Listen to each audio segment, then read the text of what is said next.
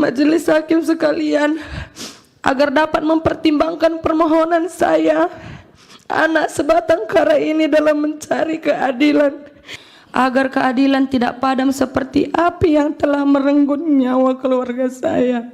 Saya memohon agar tidak ada lagi wartawan seperti ayah saya yang dibungkam. Jurnalis dibakar hidup-hidup, jejak oknum TNI dan sunyinya keadilan. Dengan mata berkaca-kaca dan suara yang beberapa kali terputus, seorang perempuan muda berdiri di ruang sidang Mahkamah Konstitusi. Namanya Eva Meliani Pasaribu. Ia bukan sekadar memohon uji undang-undang. Ia adalah anak dari seorang jurnalis yang tewas setelah rumahnya dibakar. Kamis 27 Juni 2024, rumah jurnalis Riko Sampurna Pasaribu dibakar. Api melahap bangunan dan bersama api itu nyawa Riko ikut lenyap. Di hadapan majelis hakim MK, Eva mengurai luka yang belum sembuh, peristiwa demi peristiwa sebelum dan sesudah kematian ayahnya. Semuanya bermuara pada satu pertanyaan besar, apakah ayahnya dibunuh karena pekerjaannya sebagai jurnalis? Eva meyakini kematian ayahnya tak berdiri sendiri. Riko Sampurna Pasaribu dalam hari-hari terakhir hidupnya aktif memberitakan dugaan bisnis judi, bukan sekali tapi beruntun. Bahwa peristiwa ini terjadi karena ayah saya memberitakan bisnis judi yang diduga dibekingi oleh oknum TNI. Ayah saya secara berturut-turut memberitakan isu tersebut pada tanggal 21, 22, dan 23 Juni 2024 serta pada tanggal 26 Juni 2024, satu hari sebelum pembakaran terjadi. Sebelum tragedi itu, Riko didatangi seorang prajurit TNI bernama Koptu HB. Permintaannya jelas, berita soal judi itu diminta untuk diturunkan. Riko menolak. Ia justru menyatakan akan meminta perlindungan ke Polda Sumatera Utara. Ia mengaku merasa terancam. Pesan itu bahkan dikirimkan langsung ke Kasat Reskrim Polres Tanah Karo. Tak berhenti di situ, menurut Eva, Koptu HB juga menghubungi pimpinan redaksi media tempat ayahnya bekerja. Permintaannya sama, hapus berita. Salah satu pelaku pembakaran, Bebas Ginting, telah divonis penjara seumur hidup. Namun ironinya, ia tidak memiliki masalah pribadi dengan Riko, bahkan dikenal cukup dekat. 6.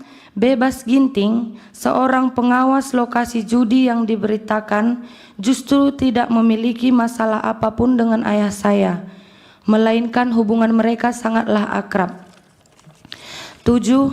Bebas Ginting pernah menelepon saya dan mengatakan bahwa adanya keterlibatan Koptu Herman Bukit tersebut, bahkan menyampaikan bahwa Koptu Herman Bukit itulah yang menyuruh dia melakukan pembakaran. Di persidangan pidana, Bebas Ginting mengakui menerima uang 1 juta rupiah sebagai bonus. Ia juga menyebut adanya pihak lain yang terlibat. Pertanyaannya, jika pelaku lapangan sudah dihukum, di mana aktor yang diduga memberi perintah? Berbekal temuan itu, keluarga Riko melapor ke Puspomat di Jakarta. Namun perjalanan mencari keadilan berubah menjadi labirin birokrasi. Diminta membuat laporan ulang, dipindah dari Jakarta ke Medan, penyidik berganti-ganti, proses berjalan lambat dan hingga hari ini. Janji penetapan tersangka sempat disampaikan, namun lenyap begitu saja saat keluarga kembali ke Medan. Di hadapan hakim Mahkamah Konstitusi, Eva menyoroti satu hal krusial, perbedaan perlakuan hukum. Pelaku sipil diproses cepat, sidang terbuka, putusan bisa diakses publik. Namun ketika dugaan mengarah ke oknum militer, proses menjadi tertutup, informasi minim dan publik dipinggirkan. Kasus ini bukan hanya tentang satu keluarga, ini tentang kebebasan pers, tentang keberanian jurnalis memberitakan kebenaran, dan tentang negara yang diuji keberpihakannya pada keadilan. Jika seorang jurnalis bisa dibakar setelah menulis berita, lalu kemana publik harus berharap? Apakah hukum benar-benar berdiri sama tinggi atau justru tunduk pada seragam? Ke-8, Bebas Ginting juga menyampaikan di persidangan bahwa ada pihak lain yang terlibat dan para eksekutor menerima uang 1 juta rupiah sebagai bonus karena telah melakukan pembakaran. Mengetahui semua dugaan keterlibatan Koptu Herman Bukit dalam peristiwa ini, kami pun membuat laporan di Puspom Angkatan Darat Jakarta. Begitupun kami masih disuruh membuat laporan lagi di Medan. Kami mengikuti semua prosedur, tetapi berjalannya waktu, pihak Pomdam 1 Bukit Barisan tidak memberikan hasil pemeriksaan mereka. Setiap kami follow up ke sana, kami selalu dibola-bola dan penyidiknya sampai ganti-ganti, sehingga memperlambat berjalannya kasus ini. Kami juga sudah advokasi di nasional, mendatangi Puspom Angkatan Darat di Jakarta, dan Wadansat Idik Puspom Angkatan Darat menyampaikan kepada kami kalau akan segera ditetapkan tersangka. Tetapi ketika kami kembali ke Medan, kami kembali dihadapkan kepada proses yang tidak jelas dan tidak transparan dari Pomdam 1 Bukit Barisan. Yang mulia Majelis Hakim, perbedaan perlakuan antara pelaku sipil dan pelaku dari unsur militer sangat terlihat dari awal penanganan perkara. Para pelaku sipil ditangkap cepat, ditahan, diperiksa secara terbuka, dan proses persidangan berjalan dengan akses publik penuh. Sebaliknya, proses terhadap Koptu Herman Bukit tersebut berlangsung tertutup, minim informasi, dan tidak melibatkan mekanisme pengawasan yang memungkinkan keluarga korban atau masyarakat sipil melakukan pemantauan. Keadaan ini menimbulkan kekhawatiran mendalam sekaligus luka hukum bagi saya sebagai korban, karena menunjukkan bahwa ketika seorang pelaku berasal dari institusi militer, proses hukum seolah berada di luar jangkauan kontrol publik. Berbeda dengan jika pelakunya seorang warga sipil. Dalam konteks ini, pemberitaan media secara konsisten menggarisbawahi bahwa ketertutupan peradilan militer dan kewenangan internal institusi TNI berpotensi membuat proses hukum terhadap anggotanya tidak akuntabel dan rawan melahirkan impunitas. Fakta bahwa Koptu Herman Bukit, meskipun telah disebut dalam banyak keterangan, bukti elektronik, serta kesaksian para pihak, masih tetap bertugas dan tidak diproses secara transparan.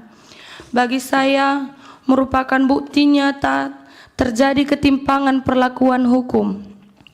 Ketimpangan ini tidak hanya merugikan keluarga korban, tetapi juga merusak kepercayaan publik terhadap sistem peradilan dan upaya negara dalam melindungi kebebasan pers. Yang mulia Majelis Hakim, izinkan saya menutup keterangan ini dengan satu hal yang terus teringat dalam benak saya.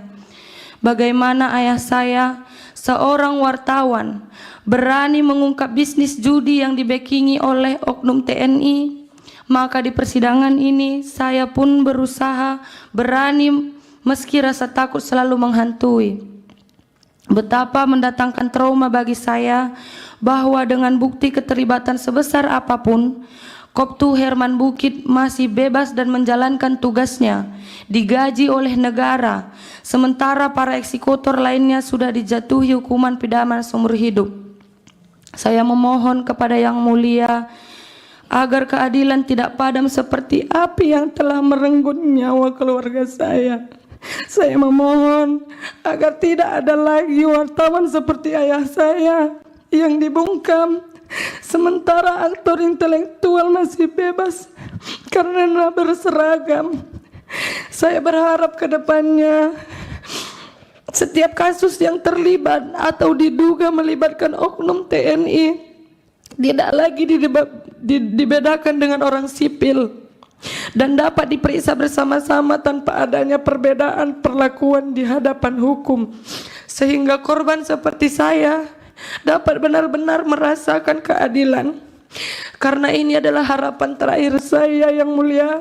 Saya sangat-sangat bermohon kepada Yang Mulia Majelis Hakim sekalian agar dapat mempertimbangkan permohonan saya, anak sebatang kara ini, dalam mencari keadilan di dunia yang hanya sementara ini. Demikian keterangan saya, sekian dan terima kasih Yang Mulia. Makasih, silakan kembali ke tempat duduk. Itu udah didengar Pak Dirjen sendiri itu Bu permintaannya. Dicatat itu Pak. Itu.